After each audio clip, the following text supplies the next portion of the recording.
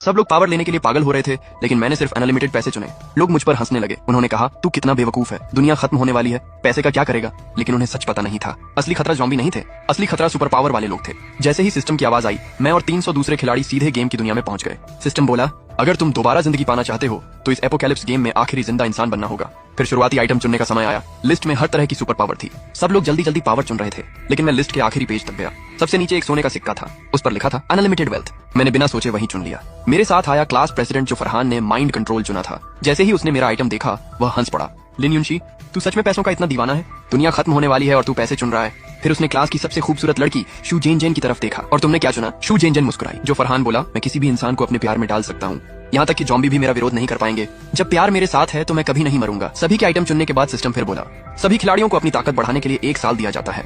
1 साल बाद एपोकैलिप्स शुरू होगा। इस गेम में सिर्फ एक ही विजेता होगा, जो आखिरी तक जिंदा रहेगा वही जीत पाएगा। ये सुनते ही सबके चेहरे बदल गए। जो लोग अभी दोस्त बने थे, अब एक दूसरे को शक की नजर से देखने लगे, क्योंकि इस गेम में कोई दोस्त नहीं था, हर कोई दुश्मन था। फिर सिस्टम ने सभी खिलाड़ियों को दुनिया के अलग अलग हिस्सों में भेज दिया। मैंने समय बर्बाद नहीं किया, मैंने तुरंत अपनी बचने की योजना बनानी शुरू कर दी।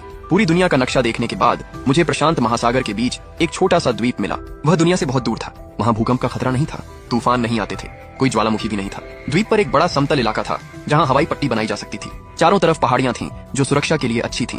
मैंने तुरंत $1 अरब देकर वह द्वीप खरीद लिया। उसका नाम रखा फ्यूचर आइलैंड। दुनिया को मैंने बताया कि यह एक पर्यटन प्रोजेक्ट है। मैंने 10 बड़े क्रूज जहाज खरीदे। एनपीसी कंपनियों से निर्माण का काम शुरू करवाया। सारा सामान और मशीनें द्वीप पर भेज दी गई। हर अधिकारी से गोपनीयता का समझौता करवाया गया। उन्हें यह तक नहीं पता था कि फ्यूचर आइलैंड कहाँ है। जैसे ही जहाज पहुंचे, अस्थायी हवाई पट्टी बननी शुरू हो गई। मैंने 100 विमान खरीदे। दुनिया भर से मजदूर बुलाए गए। काम दिन रात चलता रहा। द्वीप को छुपाने के लिए मैंने सिग्नल जामर लगा दिए। सभी मजदूरों के फोन भी जमा करवा लिए। कुछ ही समय में द्वीप पर 10 बड़े किले बन गए। वे इतने मजबूत थे कि बहुत बड़े भूकंप भी सह सकते थे। ऊपर से देखने पर वे दिखाई भी नहीं देते थे, लेकिन वे सिर्फ दिखावा थे। असली ठिकाना जमीन के नीचे बनाया गया था। वह बंकर परमाणु हमले तक झेल सकता था, बीमारियों से बचा सकता था, और ज़ॉम्बी भी उसकी 5 मीटर मोटी स्टील की दीवारें नहीं तोड़ सकते थे। हर किले से एक गुप्त सुरंग बंकर तक जाती थी। सुरंगें भूल भुलैया जैसी थी। रास्ते में कई जाल भी लगाए गए थे। अगर एक रास्ता बंद हो जाए तो दूसरे रास्ते से बाहर निकला जा सकता था। बिजली के लिए मैंने पवन ऊर्जा, समुद्री ऊर्जा और 5 परमाणु बिजली घर लगाए। 2 रोज के इस्तेमाल के लिए थे, 3 सिर्फ बैकअप के लिए। सभी अलग अलग जगह बनाए गए। मैंने बायोगैस सिस्टम भी लगाया।